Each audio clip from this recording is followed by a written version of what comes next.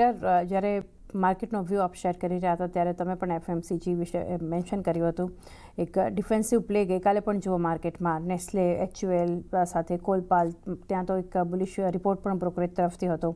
Godrej consumer હોય, ITC, Britannia, Tata consumer, આ બધામાં આપણને ઇમામી, આ સ્ટોક્સ જે મજબૂતી બતાવી, લોંગ ટર્મ વ્યૂ એફએમસીજી માટે કઈ રીતે કઈ કંપની ફોકસમાં હોવી જોઈએ? Well, I think FMCG sector na fortunes are linked, of course, to consumption.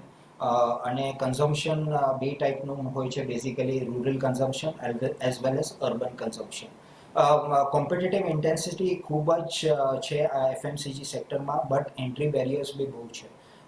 અગર આપણે હમણાંનું સિનારીઓ જોઈએ as far as the FMCG sector is concern, તો જેમ તમે હમણાં ડિસ્કસ કર્યું when you spoke about Nestle, તો I think Nestle is one company where PE multiples are still very high. I think 65-70 નું PE multiple ચાલે છે in Nestle. But HUL અને Colpal have come at very reasonable levels. અગર આપણે HUL નું PE multiple જોઈએ તો trailing 12 months basis પર around 33-34 times પર આવી ગયું છે. Colpalનું trailing 12 months PE multiple is close to 40-42.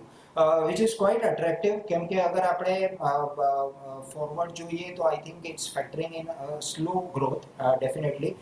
But અગર આપણે આ પી મલ્ટિપલ જોઈએ તો I think this is after the fact that companies have spend huge amount of money on advertising, sales promotion, આખી સપ્લાય ચેન બનાવવામાં, distributors, dealers etcetera સાથે ના incentives ઘડ્યા પછી આઈ થિંક બહુ જ અટ્રેક્ટિવ વેલ્યુએશન્સ લાગી રહ્યા છે. અને ગઈકાલે જે રિપોર્ટ્સ આવ્યા છે એમાં બી ઇન્ડિકેશન છે. Of course companies have also indicated that the outlook is quite stable going forward. Demand outlook is stable, અને rural demand is in fact doing better than the urban demand at this point of time. તો I think valuation wise ખૂબ attractive લાગી રહ્યા છે as far as HUL, Colpal are concerned.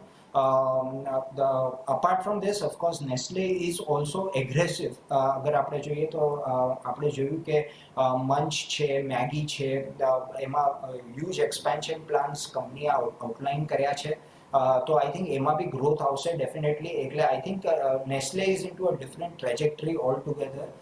એના જે products છે, Maggi છે, કિટકેટ છે, નેસ્કેફે છે etcetera are doing quite well. અને going forward of course we could see aggression from Nestle, but valuation પર્સપેક્ટિવથી I think HUL and Colpal are looking quite good. Apart from this, I think Dabur and Emami, which have got exposure to the rural market, એમાં બી valuation comfort ઘણી જ છે. તો I think investors can look at two stocks also. Marico જે છે એ ખૂબ expensive લાગી રહ્યું છે, બટ એ પ્રીમિયમ વેલ્યુએશન્સ પર ટ્રેડ થઈ રહ્યું છે, કેમ કે the outlook is looking very strong for Marico.